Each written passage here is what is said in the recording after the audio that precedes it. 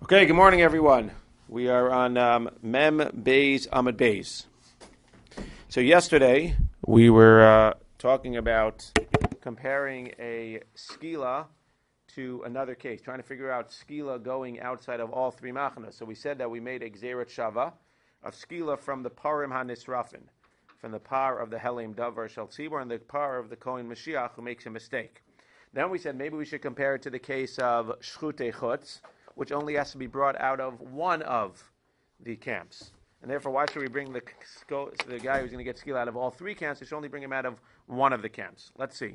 So the Gemara says we're better off comparing him to the parim case, because there are four similarities between the parim case and the case of the blasphemer. What are the four similarities? So we ended like 7 lines on Mem Beis Amud Beis from the bottom. We said that the four comparisons are hotzei, that it says hotzei by both the blasphemer and the parim. It doesn't say hotzei by the other case of shchutei chutz.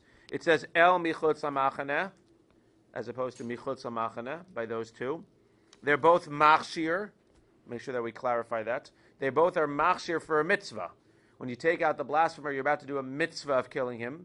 When you take out the parim, you're about to do a mitzvah of burning the parim.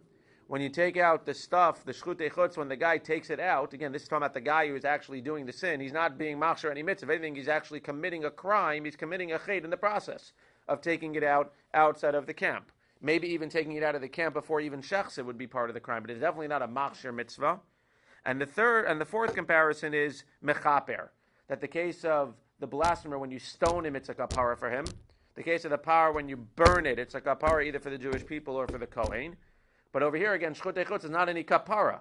In fact, it's a sin in and of itself. So that was a comparison between parim and blasphemer, and doing the gzeirat shava that we spoke about to know that you bring him out of all the camps. But now the Gemara says, Adarabba mishchutei chutz havelei lamelech shekein adam chotei b'neshama pigo. We're 6 lines from the bottom of Mem Beis Amud Beis.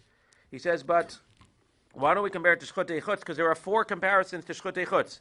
First of all, Adam, that by shchutei chutz, if you look at the psukim between shchutei chutz and the blasphemer, the subject of the psukim are the person. The person who is going out and being stoned. The person who is taking out the korban to shecht it outside of where it's supposed to be shechted. As opposed to by the par, yes, there's a person involved, but the subject, the main subject of the psukim, is the par that's being taken out and burnt outside of the camp. So the subjects are the same. The main subjects are the same in shchutei chutz and in the blasphemer. Chotei. In both of those cases, says Rashi, chotei. Mikalel chotehu. Shochet chutz chotei. Lafuke par delav chotei. And the main subject in these psukim is actually sinning. The blasphemer sinned. The shchutei chutz, the person taking the par out, is sinning. The par didn't do anything wrong. He's not sinning. The people sinned, not the subject. Third of all, bin neshama. We're dealing with a neshama. In those cases, we're taking a neshama. The blasphemer, we're taking his life. Shchutei chutz, we're taking the life of the par. In the case of the par, we're not taking any lives. He's killed inside of the machaneh. We're just carrying the body out, the body of the parim, to burn it. And finally, pigul. Pigul, we know, is when you shech something, if you have in mind to either eat it at the wrong time or to take it to the wrong place, that's considered to be pigul, and it nullifies your shchita. So over here, think about it for a second. There's no pigul by the case of the makalo, because there's no shechting going on. And there's no pigul by the case of shchutei chutz, because by the shchutei chutz, you're not actually doing the shechting till you're outside. However, by the case of the parim, there could be pigul, which is why it's not similar, because if you shecht the par with the intention to take it out of the place, not to go to the place where it's supposed to go, if you have the intention not to take it at the right time, etc., then the actual shechita can be pigul. So while pigul will apply to the parim, it doesn't apply to the other 2 cases. So for those 4 reasons, those 4 similarities between shchutei chutz and the mekalel, as opposed to the mekalel and parim, which you gave me 4 other ones, we go ahead. So now what do? Now we have 4 comparisons from the mekalel to each of them. How do we figure out which one to learn it from? What's the difference? Well, if we learn it again from the shchutei chutz, we're only going to have to take the mekalel out of one machaneh for skila. If we learn it from the other one, from the parim, we're going to have to take them out of all of the machanes for the skila. So the Gemara, Machshir mi Machshir adiflei. At the end of the day, you know what trumps everything else? Out of all those 8, the most important one is Machshir mi Machshir. The fact that both of these are Machshirs. The fact that the stoning is a Machshir. You take him out of the camp. We're talking about the action of taking him out of the camp. The taking out of the camp is a Machshir for, it's a prerequisite and it's the beginning. Like we say, Hechsher mitzvah. Putting the lulav and esrog together is a Hechsher mitzvah. The actual mitzvah is shaking the lulav and esrog. Taking him out of the camp here is a Hechsher mitzvah for stoning him. Taking the parim out is a Hechsher mitzvah for burning them. There's no Hechsher mitzvah involved in Shchutei Chutz. Because again, you're doing an Aveira when you do it, and if anything, the action of taking it out of the camp, even before you shecht it, might in and of itself be an Aveira. That's what the Gemara says, it trumps everything, and therefore, Lamaisa, we're going to take them out of all of the camps when we do the skila. And then we said yesterday, even when they're out of the camps, if Beis-din's out of the camp, you still go chutz Beis-din in order to have him further away, so that at the end of the day, we have more time for him to be saved. Rav Papa gives another reason. This is enough, but Rav Papa says, I have an even simpler reason. Forget about the Gzeira Shava. Rav Papa Amar, Moshe Heicha Yasif. Where was Moshe sitting? Not in the Machane Shechina. Moshe was sitting in the Machane Levia. What is Moshe being told by Hashem? Take out the Mikalel to Michutz LaMachane. Like we said, El Michutz LaMachane. That was part of the Gzeira Shava. Chutz LaMachane Levia. So Hashem says, take him out of the Machane. What Machane are you in, Moshe? The Machane Levia. Vayotziu es ha-Mikalel el Michutz LaMachane. And they took out the Makala from the Machane. Which Machane? Chutz LaMachane Yisrael. What is the Gemara talking about? What do you mean? Why didn't they take him out of the Machane Levia? What are you talking about? Hai mi bayale li'asiyah. Says the Gemara, what are you talking about that he took him out of the Machane Yisrael? You're trying to prove, you're trying to pull a quick one on us. Told him take him out of the Machane Levia, he took him out of the Machane Yisrael. Again, even if they only took them out of 2 Machanes, it doesn't matter. Because for our purposes, we're talking about taking them out of all of the Machanes. So whether it's 2 or 3, it doesn't matter. We're talking about taking them out of all the Machanes, as opposed to taking them out of the one Machane. Hami baile lasi. What are you talking about? It tells us what Hashem told Moshe, and then it tells us what the Jewish people did. They took him out of the Machane Levia. What are you telling me that they took him out of the Machane Yisrael? It says, no, Asiya behed yaksiva, no. Because the pasuk itself tells us that they did what Moshe said. Top of the daf, mem gimel, uveneisel asu kasher tziva Hashem es Moshe. The pasuk tells us that they did exactly what Moshe said. So it's like telling me, Hashem says to Moshe Rabbeinu, do this. Take him out of the Machane, go ahead and stone him, samchu, etc. Lean on him, as we'll see in a second. What could the pasuk have said? It could have just said, and the Jewish people did exactly as Hashem told Moshe. But it says, and the Jewish people did exactly as Hashem told Moshe. And then it says, and they took the Makalel out of the Machane. So, and they took the Makalel out of the Machane. It's extra. So not only did they do as Hashem told Moshe and take the Makalel out of the Machane Levia, they took the Makalel out of the Machane, they took him out of the Machane Yisrael as well. But now if you're telling me that it's extra and they took him out of the Machane, then so is, and they stoned him. Because it could have just said, they did what God told Moshe. So what are we learning now from and they stoned them? My of delay. So we'll learn 2 things.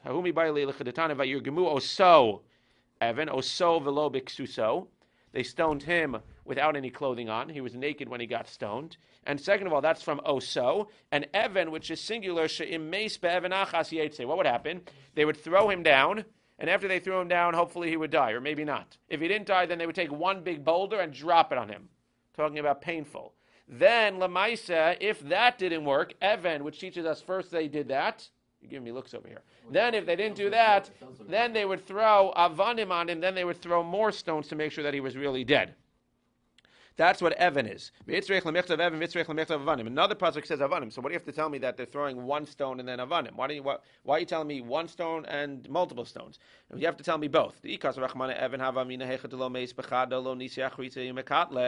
would have just told me that you throw an Evan, you would think you throw down one Evan, and if the guy is somehow able to survive being thrown down and having the Evan being thrown on him, then we're going to have mercy on him. No. Because Rachman Avanim, we throw down more stones to make sure he dies. Because Rachman Avanim, Havamina Meikara Naisi Tarte. If it would just say Avanim, you would think you throw him down, and then if he doesn't die, you just pelt him with a lot of stones. Because Rachman Evan, first you try to wipe him out with one stone, with a singular stone. So now the Gemara says, V'ha Haitana Nemar Ka'amar, Ilu Lo Nemar Ka'amar. What is that talking about? So now the Gemara says, well, at the end of the day, it says the Gzerat Shava. So what do you need all this for? You have the Gzerat Shava that we just had. So V'hai Tana Nemar Kamar. We have the Gzerat Shava.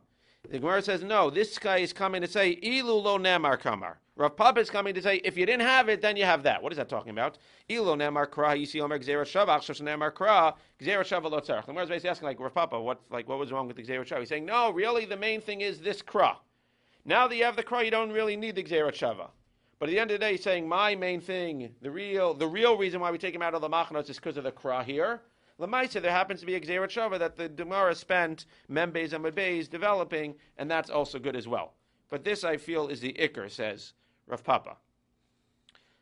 Rav Ashi Amar Moshe Hecha Yehavah. He gives another way that you know that you take out the makalo from all three machanos. Where was Moshe sitting? B'machane Leviyah. For Amar Le'Rachman Hotzeas Mekalel Chutz L'Machane Leviyah. When he says Hotzeas Mekalel Chutz L'Machane, that's the Leviyah. El michotz hamachana. That means it could have said michotz hamachana. Take him out michotz hamachana. That would have been taken out of the machane leviyah. When it adds the extra word el michotz hamachana, chutz lamachana Yisrael. That adds a machana Yisrael. You must pass all three machane. No. Not take over.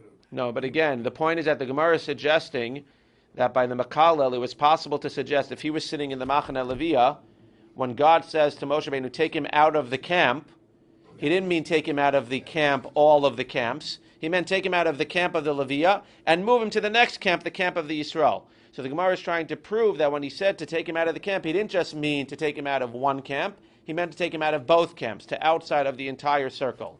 That's what the Gemara is proving. You take him from, you must take from all three. You cannot in other. You can pass all three machane. Right, but you're right. To take him out of the camp, you need to pass through all three. But to take him from the machane Leviyah to machane Yisrael, you don't have to necessarily take him out of the camp totally. You could just take him from the Leviyah to the Yisrael, and you can leave him there. Yeah, you move him. No, but we could have stoned him in the machane Yisrael. So we're saying that we're proving that we don't stone him in the machane Yisrael. We don't stone him till he goes out of that camp as well. Says the Gemara, "Vayitzias hamekalel latzia."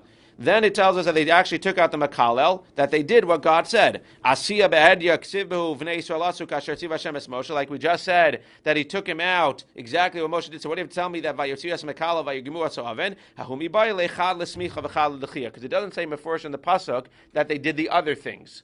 So the Torah says that not only do we say that they did what Moshe Rabbeinu did, why does it go ahead and then clarify exactly what they did? Because we want to tell you that they did everything that Hashem said. First of all, they did things that were in the Torah and things that weren't in the Torah. What was in the Torah that they did?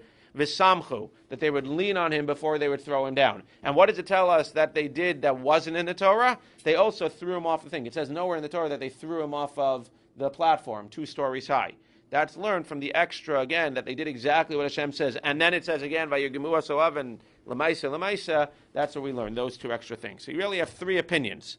3 opinions, 3 opinions how we know that he went out of all the machanes. Either we have the Gzera Shava, El Michutz HaMachane, Michutz HaMachane, Michutz HaMachane, which we learned from the Parim, or we have this idea that it didn't have to say Vayotziu esamakal el michutz hamachane, because at the end of the day, well, no, that's the third one. It didn't have to say el michutz because it says kasher tziv Hashem es Moshe. Why did it say el michutz hamachane that they took him out in the first place was because to tell us that they took him out of all the machanos, not just the machane Leviyah, machane Yisrael as well. And then the last one is the shortest one, just the fact that it says the word el as opposed to anything else, that adds all of the machanos. It could have just said michutz lamachane. Amar le Rabbanan le Ravashi le Dida Kolhani Hotzi Dechsiva B'Par Manisraf and Maidar Shtubehu Kasha. But then they ask, according to Ravashi, if you're not making any of these gezeros, or you're not making any of these limudim from the word Hotzi, as Rav Papa does, and as the first Amora does, then Lamaisa, what do you do with all these Hotzi and Hotzi and Hotze, etc.? Kasha, that's a Kasha. Yes? In which machane makes micha? I don't know. Probably the Machane Leviyah. Zog the Gemara. Echad Oimed. What do we say here? One was standing. Amar Funa Pshitali. So the question is, who pays for the stuff that we use to kill people in Beis Din? What does that mean? Pshitali Echad Evan Sheniskabo. The Evan that we're going to use for Skila. V'Echad Eight Shenitlabo. And the eights that we're going to use to hang the people that are killed with Beis Din. V'Echad Saiv Sheneragbo. And the sword that we kill a person who's Chayiv Hereg. V'Echad Sudar Shenechnakbo. And for Chanika, the one that we're going to go ahead and the Suda we're going to use to choke the guy, Bo Kulan, Michel Tzibor. So those are all from the Tzibor, my time. But why do we have the Tzibor? Because it's not so nice to say, oh, we're going to stone you. By the way, when you come, make sure that you bring the Evan with you. So we're not going to do that. We'll pay for it. We'll have Rahmanas on the guy. Boy Rafuna. The question, though, is that's the stuff that actually kills him. But what's about the stuff that saves him? What do you mean the stuff that saves him? We said yesterday we have a chance to save him by having the Suda or by having the horse. Who pays to rent the horse for the day or for the days until he goes out? Maybe the guy has to pay. Rafuna Suda shemanifim bo v'susharatz mamidim mishal mihu kevan dat sala lidei mididehu. He has to pay for it. Or dilma kevan de beit-din mechayven lemevad bayat sala miditu. Or maybe since we're chayiv to try to save him whenever we can, we pay for it. Gemara never answers this question. Visu, if it happens to you, ask a shayla. Visu, hadam Rav Chia bar Rav Ashi amar Rav Chisda, hayotze lehareg mashkinos o koret shalavona. You were saying before that this is very not nice. But at the same token, you're right, but they did have some type of morphine or something to basically put him under. They had this mixture of incense, bikosh shal yayin, mixed with wine, kadesha tatariv daito, so that he would be calm, so that his mind would not be. And this sounds after they've already... Again, I didn't see this anywhere, but it sounds like after they've already walked in there, because we don't want his mind to not be clear while he's walking there. We want him to be able to come up with reasons why he shouldn't get killed. But it sounds like once we're there and we're ready to push him over or kill him or whatever other we're going to do, cut off his head, we give him this wine with incense in order to calm him down and to have him not really know what's going on. Shnei as it says, Tenu shechar la'oved v'yayin lemari nefesh. So who pays for that? V'tanya nashim yikarshav Yerushalayim ayu misnavos mavios asan. What's the question? Because again, that's for his benefit.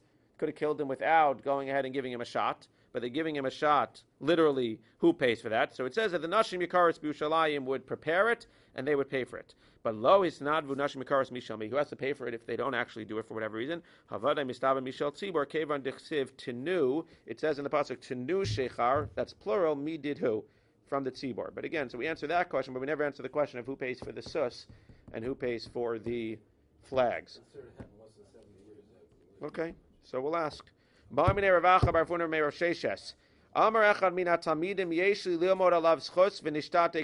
said that if there's a Talmud standing around there and he has something that he wants to add, so he can add, and we'll even bring him up to the front. Now, we didn't discuss this much, but it sounds like from this Gemara that it implies that not only do we call the Talmud up to the front, if he really has Lilmod Alav Zechus, he can mamish join the beit-din.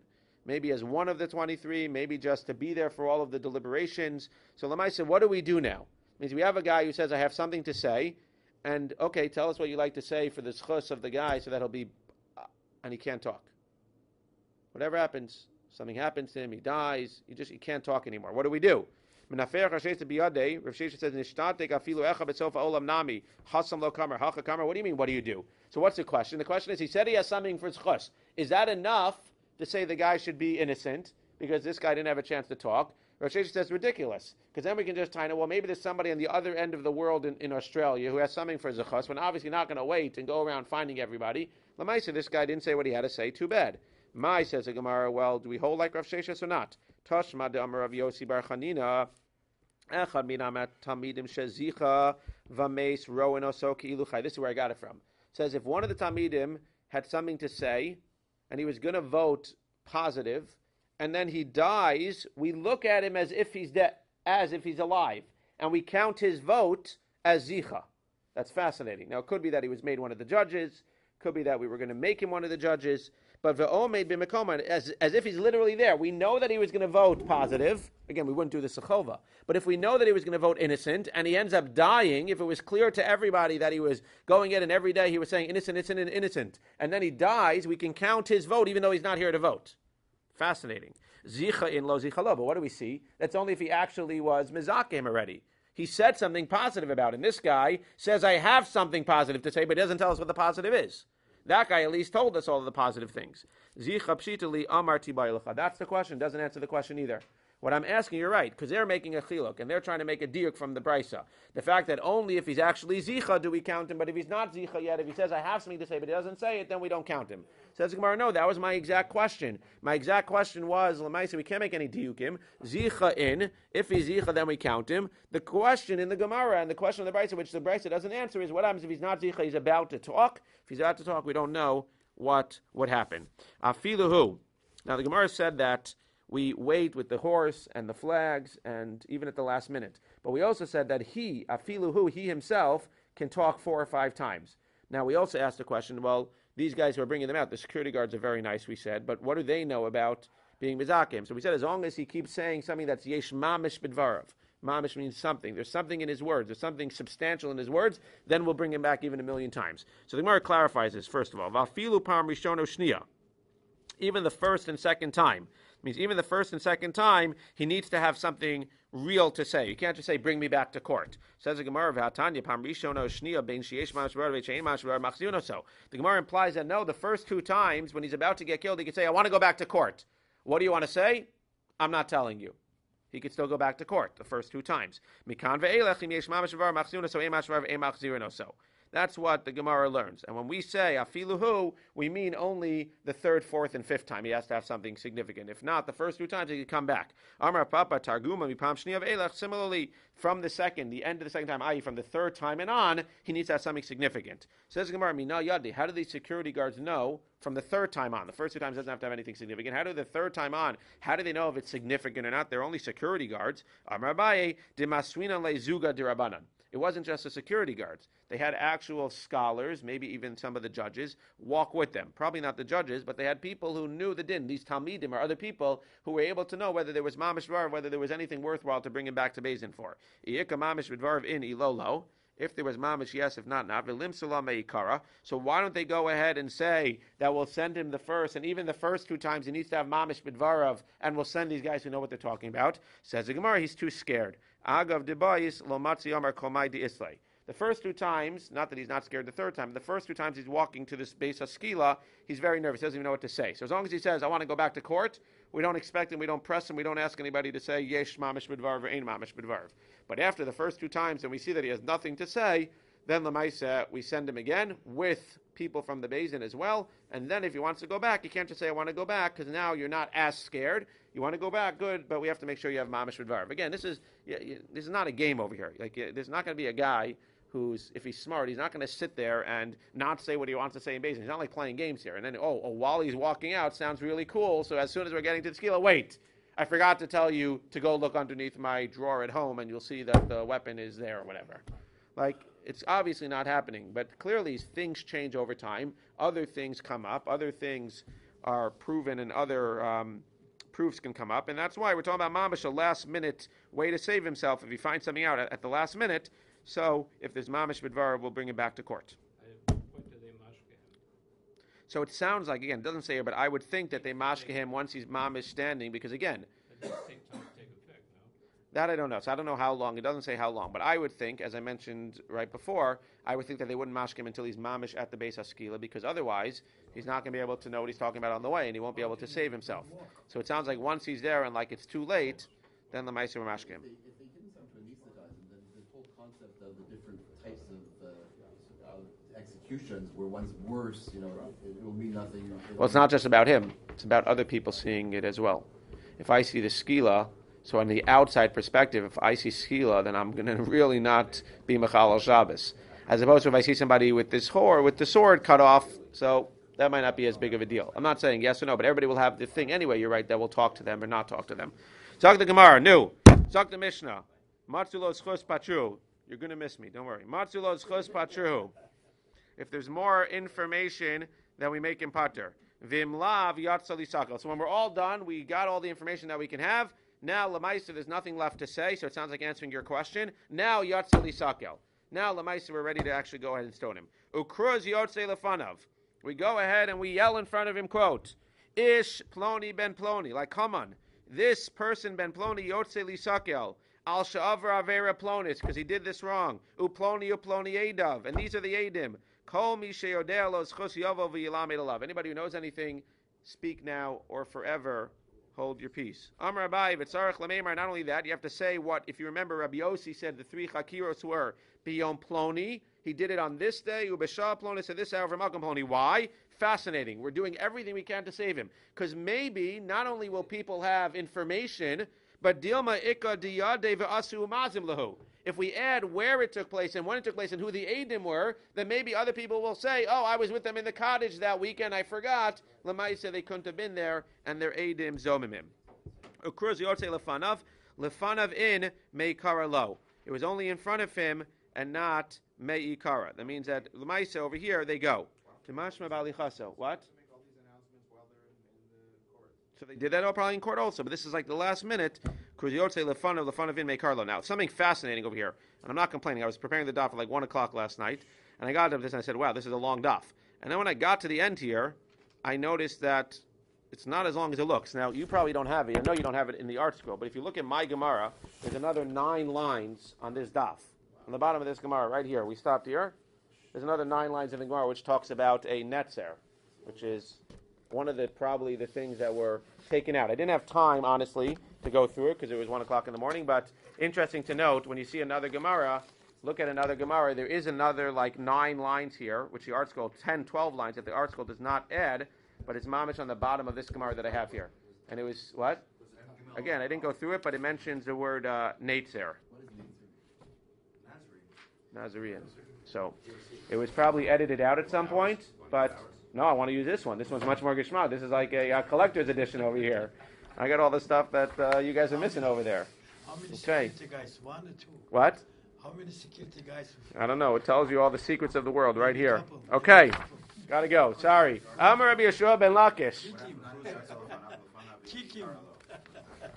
So it says over here that lefanavin demashma bahalichaso meikara lo arbaim yom kodim. This actually answered your question, or the question that was just asked. It's not that they yelled this out in court. Only when he was mamish at the very end, that's when they started yelling out all of this stuff. Meikara lo beforehand, Lamaisa they didn't do that. I don't know what the 40 days is. I'm not 100% sure. I'm not sure what the 40 days is. Judgment could have been 1 day. Right. I'm not sure what the 40 days is over here on the Rashi. Okay.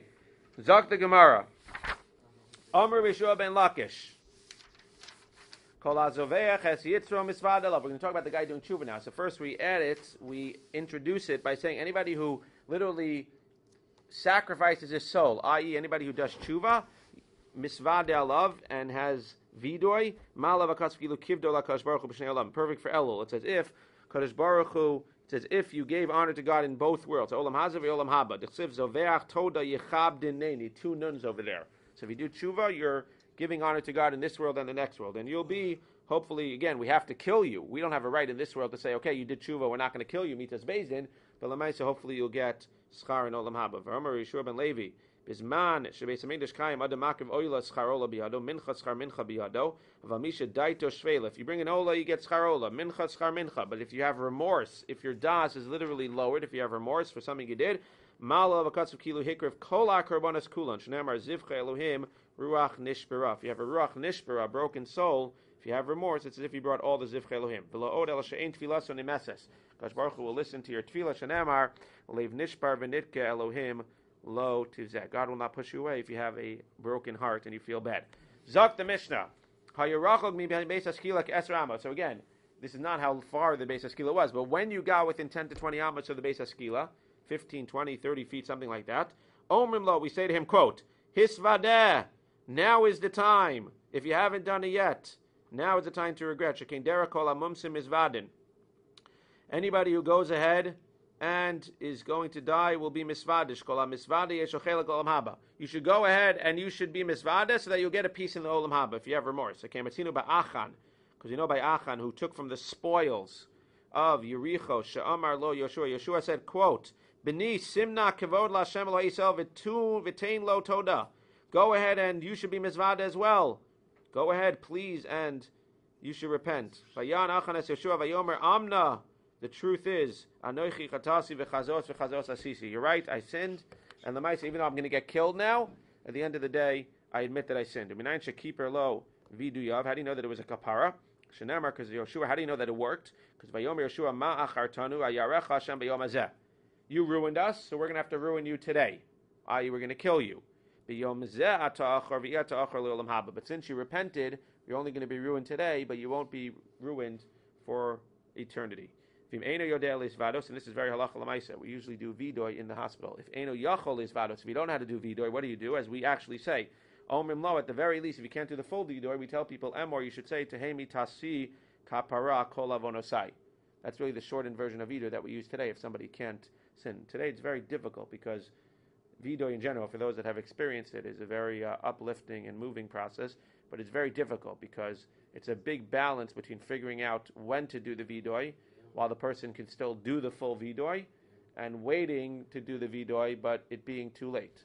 So I remember that with some people here, it was actually very, very meaningful, where you do the vidoy where they're still awake and sort of not awake, and it's a very big balance, especially when somebody is 100% mentally with it, to go ahead and tell them that they should do the vidoy. And you have to be very careful, and there's halachas in the Shulchan Aruch where you tell them that people did vidoy and they ended up living anyway, and it should be a kapara for you, and it should be a schus for you, but it's very hard to actually say that to somebody, because again, you don't want them to give up hope. But over here, the shortened vidoy, either when people are not conscious still or they just can't say it, is Hinei mitasi kapara kol avonosai. My mita should be a kapara for all of my sins. Rabbi Yehuda Omer, and that's what this guy should say also. Rabbi Yehuda Omer, no. Let's say you know that you were framed, and you did everything you could to try to prove that you were framed, and you just couldn't. But you know that you're innocent. Then you should say, Omer tehei mitasi kapara kol avonosai chutz me'avon zeh. You should make sure that you mention it out loud. It's a kapara for all of my sins, but this is not a sin that I actually did. Amrullah, they said to him, it's a nice idea. It's good for the people that didn't actually sin. Hopefully there are no people like that are getting killed. But we're going to forbid. Now obviously if he's yelling out, there's only so much we could do. But we're going to forbid people from yelling that out, because what's going to happen? Everybody who dies is going to say, oh, it should be a kapara except for this sin because I'm innocent really. And what's that going to do? It's going to make all of the edim and all of the judges look really bad. So we forbid that from happening in the Jewish court. Zak the Gemara, Tana Rabbanan. If you're really innocent, you shouldn't yell out. He's saying not to do that. Even if you're really innocent, you shouldn't do that because it makes everybody look bad. Tana Rabbanan, nah. So Yehoshua asked Achan, nah. He said, please go ahead and ask for forgiveness. Please go ahead and repent. Why did he care so much? Why did Yehoshua care so much whether Achan asks for forgiveness or not? Just to clarify again, Achan is the one who stole from the booty. He stole from the stuff at Yericho when the Jewish people were told not to steal, and the Jewish people were punished. Some of the Jews actually died as well. Says the Gemara, Hashem said to Moshe, to Yoshua, the Jewish people sinned, Amar Lefanav. So he said before him, Mi chata, who sinned? Amar Le. So Hashem said, V'chidalitur anilacha? Am I a gossip monder? Hapel goralos. Go ahead and draw lots, and you'll see who sinned. Halach v'pil goralos v'nafal goral alachan. They did a lot, and it fell on Achan. Amar lo. So Achan said, Yehoshua, begoral atabayla. What kind of joke is this? You're picking me out because of a lottery? Atav Elazar Kohen shnei gedolei doratem. I agree that you and Elazar are too great. Obviously, if I'm going to do a goral just with the two of you, it's going to fall on somebody. So it happened to have fallen on me, but it would have fallen on somebody. It doesn't mean that I'm guilty. Amar lo, so Yoshua said, please, you're spreading lashon hara about goralos. After all, the goral is going to be used for the Jewish people to go ahead and split up Eretz Yisrael. So he asked him, please, because he wanted him to not speak lashon hara about the goral, which would affect the entire Jewish people. Please go ahead and publicly say, I'm sorry, and I did it wrong, and the goral is 100% right. Because if people start questioning the goral, we're going to have a lot of trouble later on when we go ahead and split up the land of Israel. Ravina, shchude shachte b'milei. He says that Yoshua is very smart. He enticed him with words. Why? Klum nivakesh mimcha ela hoda. Tein lo toda v'yipater miyad. Because he didn't say to him, please go ahead and regret and please admit it. He didn't tell him that we're going to kill you when you admit it. He forgot to leave out that detail. So he said, okay, please admit it. He says he admitted it, and then he said, okay, I forgot to tell you, by the way, that you're getting killed. It's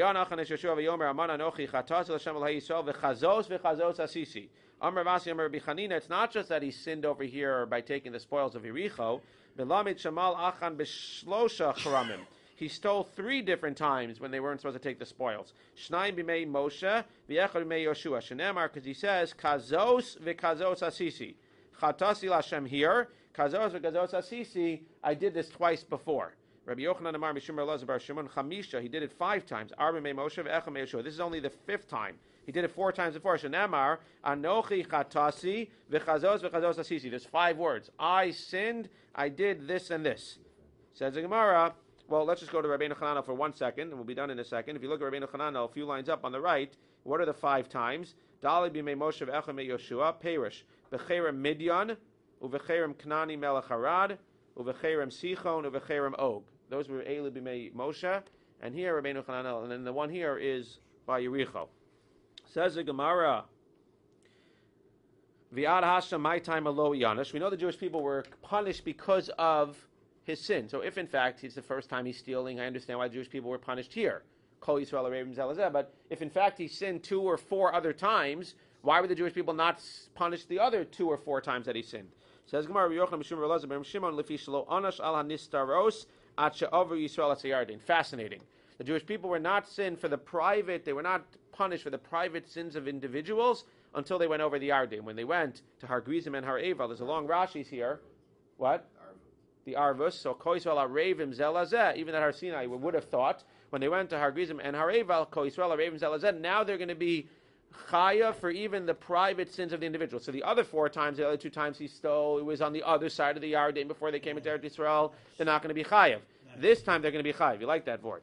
Says the Gemara, 1 second. Kitana, yes. Arvus kicked in after. Sounds like Arvus kicked in terms of being punished. Arvus kicked in over here when they got the brachas and the klalos and Har Grizim and Har Eval. That's a good question. That's a good question. Why wasn't he punished until now? That's a good question. It's a good question. It's a good question. Says the Gemara, Kitanai, Machlokes Tanaim, Hanistaros, Hashem Elokeinu v'Niglas Lanu v'Leinu ad Olam. Lama Nakud, if you look at a Torah, there's dots over Lanu ulevanenu and on the ayin of Ad. Lama Nakud al Lanu ulevanenu, for us and our children, ve'al ayin shebe'ad, ad Olam, Milamech lo anash ala Nistaros. They weren't punished for the Nistaros until Ad she'avru Yisrael es Yarden. So they went over to the Yarden. So Lanu Vanenu Ad Olam, he learns, like we're saying, that they weren't punished for the private sins of individuals, so they went over the Yarden. Now that they went over the Yarden, they can be punished for this, and maybe for the other ones. Dear Rabbi Yehuda, Amalei Rabbi Nechemia, V'chi anash ala nistaros olam, you're reading the pasuk wrong. It says, Hanistaros Lashem Elokeinu. The nistaros will be Lashem Elokeinu, v'haniglos Lanu Levanenu, and things that are public will be punished for. But the hanistaros, the private things, like the private sins of individuals, will be Ad Olam Lashem Elokeinu. You're learning it that it means until we go into Eretz Yisrael. What do you mean? The pashup shot is that forever we will not be punished for the private sins of individuals. Says the Gemara, "V'alo kvar nemar ad olam, ela kishem shelo anash al hanistarot, kach lo anash al onshin shebegolo yat she'avu Yisrael siyarden." He's saying no. We learned that no. Of course you're going to be punished. When it says ad olam, again it means that until they went into Eretz Yisrael, they weren't, this is an extreme, this is like a chiddush. Not only were they not punished for the private sins of individuals, they weren't even punished outside of Eretz Yisrael for the public sins of people that did in front of everybody. Because there was no arevus necessarily, Kol Yisrael arevim zelazeh, we weren't responsible for each other's actions. Even if somebody publicly went ahead and sinned, we wouldn't go ahead. Once they go into Eretz Yisrael, not only are they going to go ahead and be punished for the public sins of individual, now it's the other extreme. Outside Eretz Yisrael, not punished for private and not even for public. Now in Eretz Yisrael, not only are you punished for public, you're punished for private as well. Says the Gemara, finally, Ella, Achan my taima ianosh. So now you know why Achan wasn't necessarily punished. Well, he could have been punished because it's his own private thing, but why wasn't he punished here? So Lamaisa, why was he punished here? If this is private, Lamaisa, why wasn't he punished? Mishum dahave yade be ishto banav. So it's not like the Gemara is suggesting that even for very, very, very private, where there's no way for Bnei Israel to know about it, then Lamaisa, the Jewish people wouldn't be punished. But if there's something that was private that other people knew about, then they're responsible as well. What happened over here? So he wasn't the only one who knew about it. His wife and his kids knew about it as well, and therefore it wasn't totally private, it was semi-private. Then Lamaisa, now he's punished, finally here with a good question, why wasn't he punished earlier? But Lamaisa, now that we're in Eretz Yisrael, even a private thing, which wasn't 100% private, but private that other people knew about it, now Lamaisa, they should have stepped in, they should have done something about it, and now the Jewish people, what should they have done about it? They should have, the Rishonim say, they should have been more careful to make sure that something like this was prevented. They should have put up more guards, more safeguards to make sure that something like this could have never happened. Rabbi Chanan